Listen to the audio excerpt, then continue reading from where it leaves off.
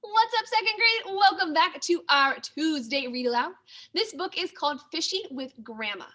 It's by Susan Avigak and Marin Vestula.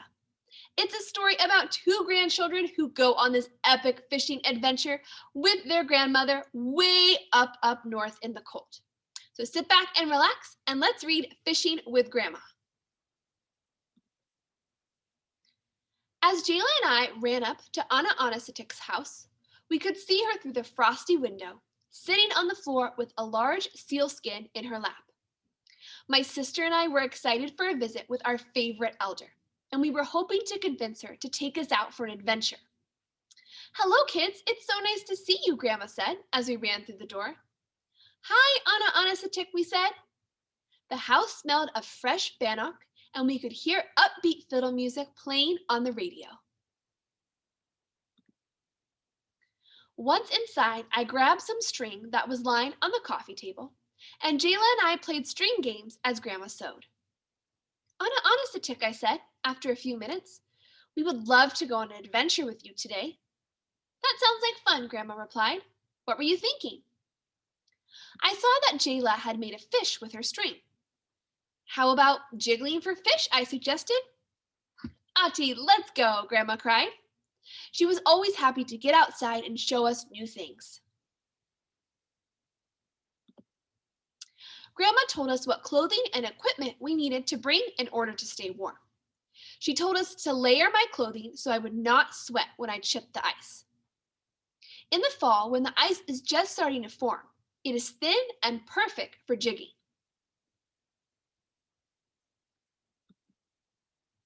Jayla and I ran home and picked up all the clothes we would need for the day. "A trip to the lake? Aren't you kids lucky?" Mom exclaimed.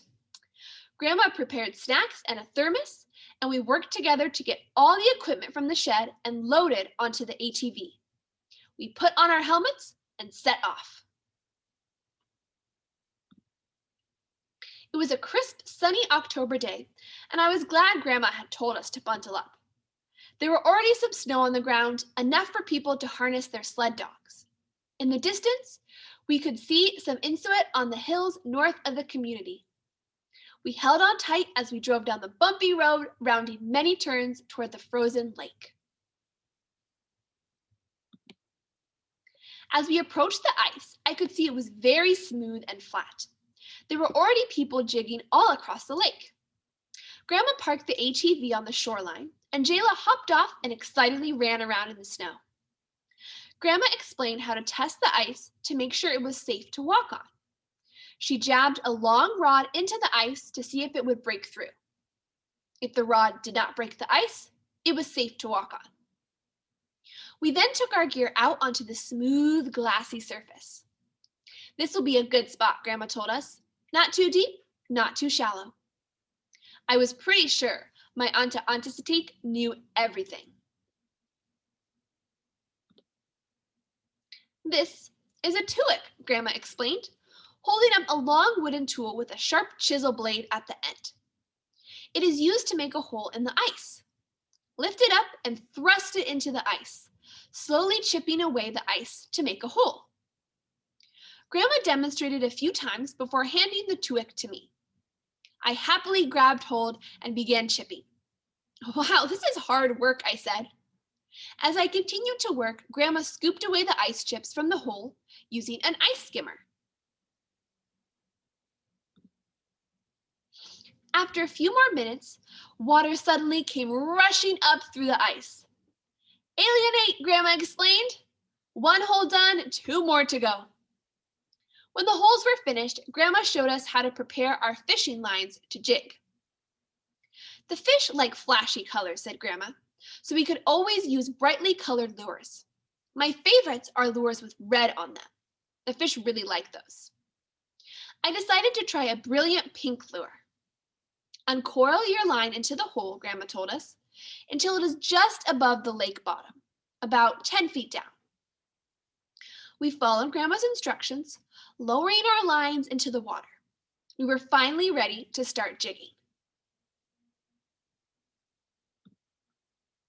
"Just hold your jigging sticks and make small movements with your wrists," Grandma shouted from her hole. Wow, I can see the bottom of the lake. I can even see some fish swimming by, I yelled back. From time to time, I would look up from my fishing hole and listen to the sounds of the lake. Ravens flew by, calling, "Cack, cack." I could hear skiddos and ATVs in the distance. Every now and then, I heard excited voices shouting, "It's going to your hole," or "I got it." The ice was alive with wonderful sounds. After lying at my hole for a while, focusing on my line, I suddenly felt a small bite. "A fish! I've got a fish!" I yelled. "Alienate!" Grandma called back excitedly. "Pull up the line as fast as you can so that you hook it." Grandma came over to my hole and showed me how to bop the fish on the head to stop it from squirming. Jayla eagerly watched on. We continued to jig for the rest of the day, only taking a break to have tea and some yummy bannock.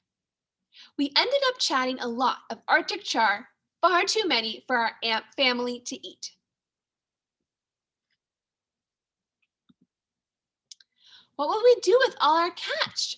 Anna Anasatik, Jayla asked. "There are so many people who are not able to come out to the lakes. We will deliver fish to them," she replied. "It is always important to think of others." At the end of the day, when we were back in town, we made deliveries, stopping at the homes of many elders to share our fish. When we got back to Grandma's house, we fired up the remaining fish and we had a delicious dinner with our parents.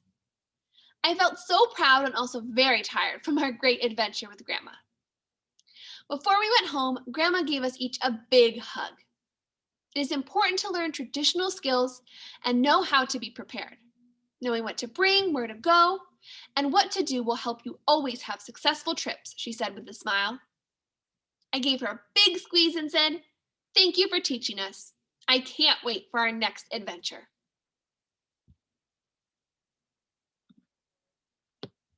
The end. This is a little closer look at the fishing tools that were used in the story.